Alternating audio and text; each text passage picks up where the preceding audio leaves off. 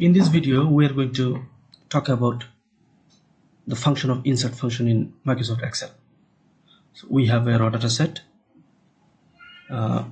We have order ID, respective order quantity, unit price.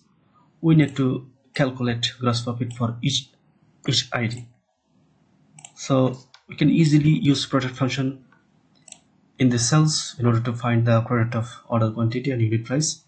Suppose we don't know the formula of product function. So what will you do?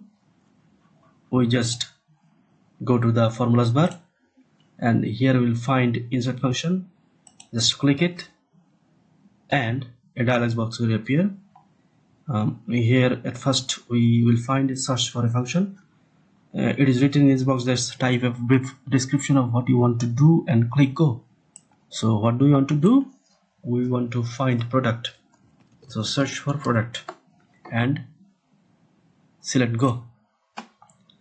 Here we have found product. Just press OK. So what do we want to multiply here? Number 1 number will be B2 cell, number 2 will be C2 cell. Press OK, and we have found gross profit for first order ID. Now we will use the fill handle and drag it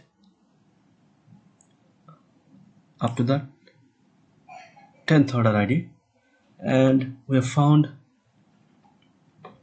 gross profit for each order IDs. This function is hugely important in Microsoft Excel. We will find different types of functions in this area. We may use financial function, date and time function, mathematical trigonometric function, statistical function, database function. This insert function is hugely important for Excel user. That's it. Thank you.